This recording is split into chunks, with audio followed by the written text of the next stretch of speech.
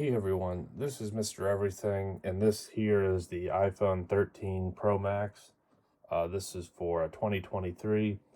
Just a review or my experience with the phone. I've had it since I think the beginning of June of 2022, so I didn't get it right off the bat, but I've had it for over 7 months now. It's actually the first iPhone I've ever owned brand new. I was upgrading from the 11 Pro Max. I think this was a pretty good upgrade compared to that phone. And they gave a good trade-in value, probably more than what I would have got selling it locally. So I went ahead and decided, well, I'll get the bigger value. And so it's the first one I bought brand new. And I've taken care of it, but I've still pretty much had it on me every day since then. And it's held up well. So I actually think the first thing I'll talk about is just should you get the 14 Pro Max, or if you don't like the bigger size phones, then this will say the 13 Pro and the 14 Pro. But for me, I'm talking about the Pro line and the Max, because I've had since the Plus models. That's just what I've gone with that works better for me. And if you don't have a 13, I don't think I would even upgrade from the 12 yet. But anything prior to that, if you want to buy new, Apple usually doesn't sell the year's flagship prior. They want you to buy the newest one. But if you can find a good deal on, Marketplace or obviously on eBay for one in great shape, you wouldn't be losing much of anything to get the 13 Pro Max. Some of the things I don't like of the 14 is, the eSIM, SIM tray. Now, I have Mint Mobile, which they do offer eSIM. But for me, I just prefer to have that actual SIM. If for some reason I had another phone or something, I could just pop it out and just do it that way. I'm sure you can transfer eSIMs too. Now, with the 14, you get the dynamic island to where this has the notch, but it's the smaller notch, which doesn't bother me at all. And I think you get a 48 megapixel camera to where this one, they're all 12 megapixel. But again, I can't see that being a reason in of itself to upgrade to the 14. But the first thing I'll show is the Cosmetic Condition here. And I do have a glass screen protector. I like the ones that don't have the cutout for the notch, because you can see it usually gets dust under it and it's annoying. So this one doesn't. I haven't had any problem with Face ID, but it does have a little notch there for the speaker, but that's okay. And then I've been going with these UAG Monarch cases for a few years now. And I have this ESR kickstand, which I've done a video on how I made that mod. It works well with these Monarch cases. So that way, I can watch something like this. Or I can stand the phone up this way. This kickstand's worked well. You just have to slightly modify this case. And this was an expensive case. It's the Kevlar lined one, which I didn't get it for like protection as far as Kevlar. I just thought it looked nice and you get a little bit more grip if your fingertips touch here. And I'll go ahead and remove the case, which in the past I always used the Apple genuine leather cases. You can always get them cheaper on eBay than what they go for, but from Apple. But I think it was my 8 Plus, and just a few small drops on carpet cracked the back glass. So since then I've just switched to the UAG cases, which have worked real nice. I like that they went back to more of the squared off edges and this like high polish, even though obviously you don't get to see it or enjoy it when it's in a case. But I still do like this that they've been using since the 12. And again, the 14 also still has this same type of frame or design on it. But you can see everything is held up nicely. Now, one worthy upgrade for people might be if they do actually switch to forcing Type-C. Oh, I think they have to in the EU, but who's to say that maybe they still won't make US customers use Lightning? I don't know. But obviously, if they do switch to Type-C, then that'll probably be a must upgrade for a lot of people that are into that. But either way, I don't think it'll bother me too much.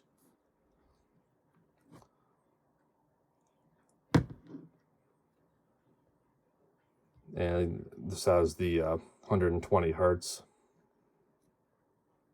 display.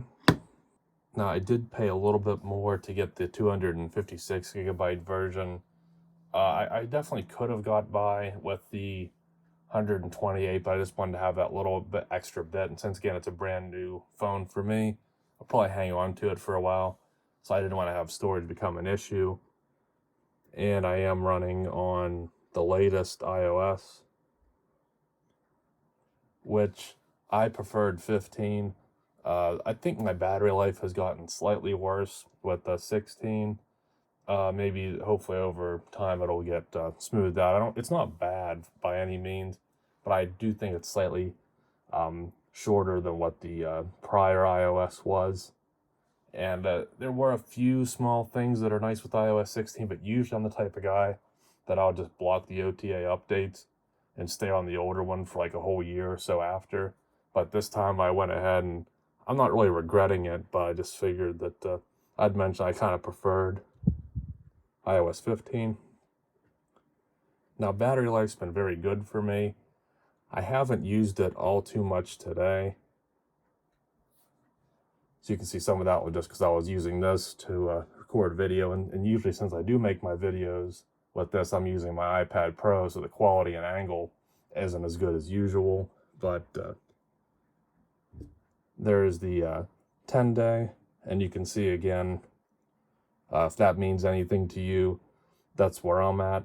Now, one thing I'll say, which also goes into battery health, you can see I'm at 99, and I literally think this either turned 99 today or yesterday. It was because I don't know, it's like a weird addiction to check and see if that goes down any. But it was 100% up until literally just a day or two ago. And I'm very happy with that. I've never owned an iPhone that was 100%. I think the newest one I ever bought was maybe 99 when I bought it. But and they always end up in the high 80s by the time I get rid of them. So I've had this one since, I think, again, June 1st or something of 2022. And it's been 100% battery health, and now it's 99. So usually, at least how it's been in the past, 6 months from now, it might go down to 96. It doesn't always go down 99, 98, 97. Sometimes it'll jump. But usually anything over 90, especially with these larger batteries that the Pro Maxes have, I don't think that battery life will be anything of an issue anytime soon, for as long as I'll have the phone. So again, if you see, some days, I think most of my use is just like listening to YouTube or something when I'm in the shower, or just doing something. I haven't really gamed too much on it, though it does work for gaming. So when I end the day, I usually always have 50% battery life. I think maybe again on iOS 15, I think it might have been closer to 60, depending on what I do. Some days it might be as low as in the 40s, but it's still more than enough that I got through the day. I still have some, if I needed to do more intensive things, again, I'd still have enough. I might have enough to go into the second day, but I have a wireless charger. So what I do every night is put it on that. And I think that's one thing that preserves your battery health. Since I've had the 8 Plus, I've always used the wireless charger. So I think all these phones are capable of is like 7 watts. So it's a slow charge. It's probably a little bit easier on that battery compared to someone that might be rapid charging it every time or something. But I'm not sure. I know I've had good battery health, and I'm just going to say that's how I charge it. Maybe that's why. So one type of speed test I like to do is a boot cycle, though I rarely ever need to do them.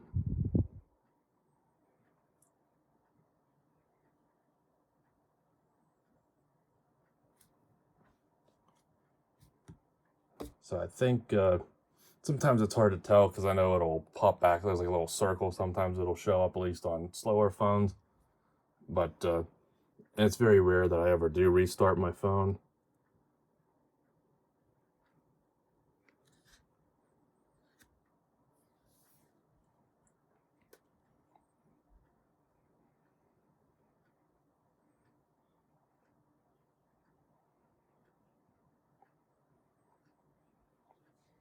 But you can see that was pretty quick to get back up and running. Now the widgets haven't loaded in just yet.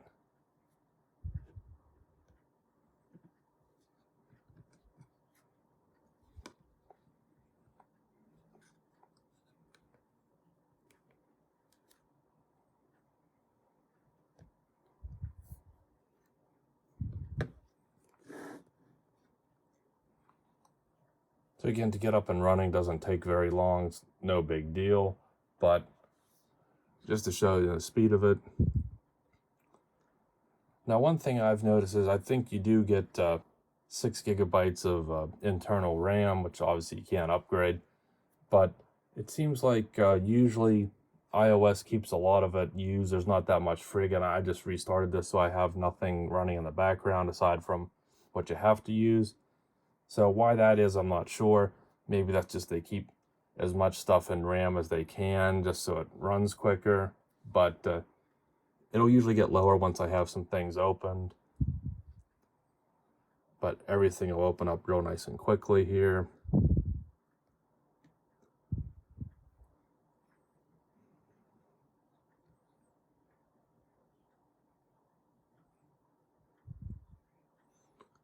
Hopefully nothing offensive to any of the many people in the world comes up.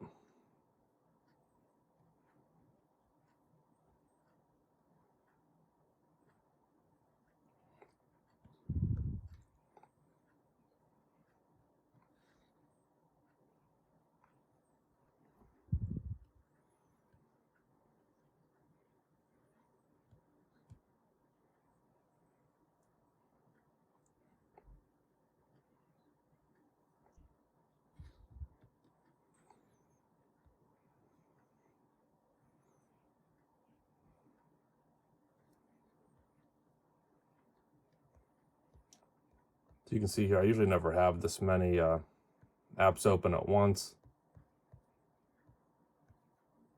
Usually YouTube doesn't refresh. Instagram and Facebook, when you have them open, they always seem like they like to refresh a lot. But I think that's more just that they just pull in new content, so that's why they kind of do that, whether beside being the RAM. So I'm really not that intensive with my phone.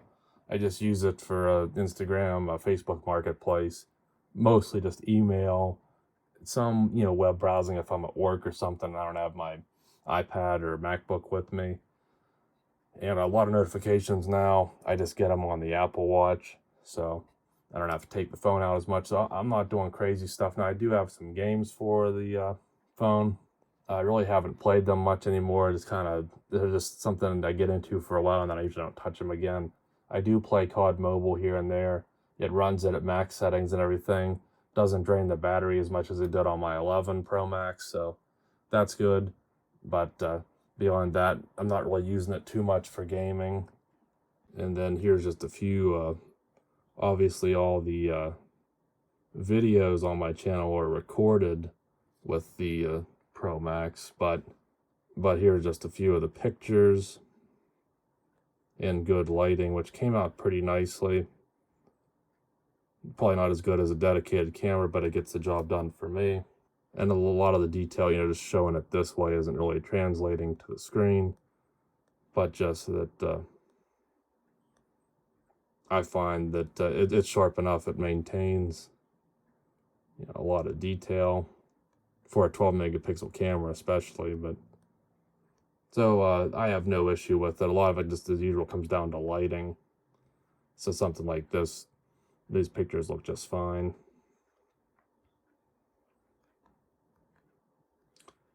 But I'm not into like super nice photography. Just being able to have a phone that does decent is good enough for me. So I really don't know what else I could talk about. Again, the battery life works really well. The battery health's good. I'm not the heaviest user, so yeah, I am paying for the Pro Max, but I just like the build of it. Last thing I'll say, it just came to mind, is I love the screen.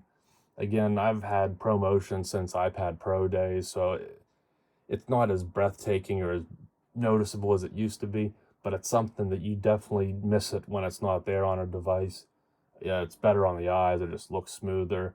So that's something that I definitely like. You do have HDR, and I think even Dolby Vision on it. I've never watched a movie on my phone. I have Samsung, I think S95B OLED, and then the 14-inch MacBook Pro is mini LED, so it's also HDR capable. So if I really wanted to watch something really good looking, I'd probably use one of those two screens.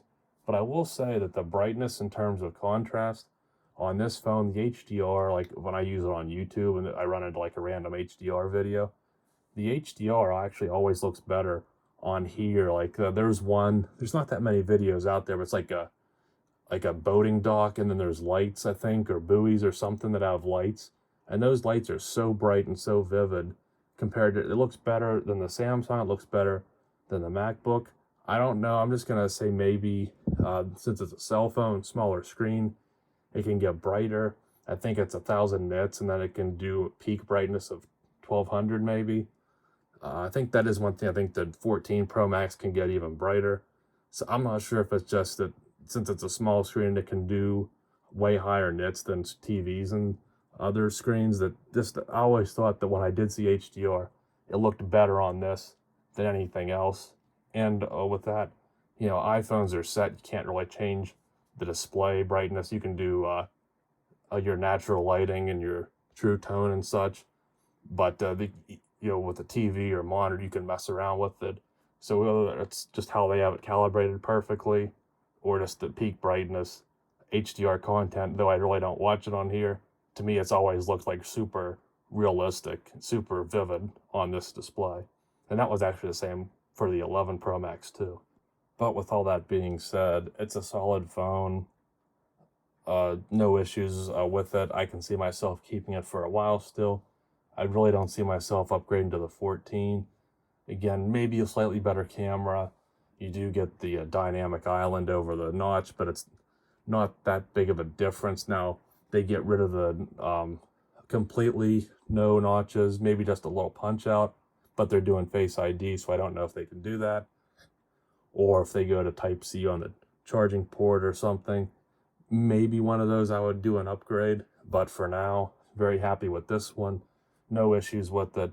I'm using it every day. It's held up durability-wise, which I'm really happy with, so I'm going to definitely keep it in this case and keep taking care of it. And to me, again, it's just a no-brainer that I don't need to go to the 14. And just a summary of my use case, which is pretty mild with it, but how it's worked out for me in terms of battery and performance. Very happy with it.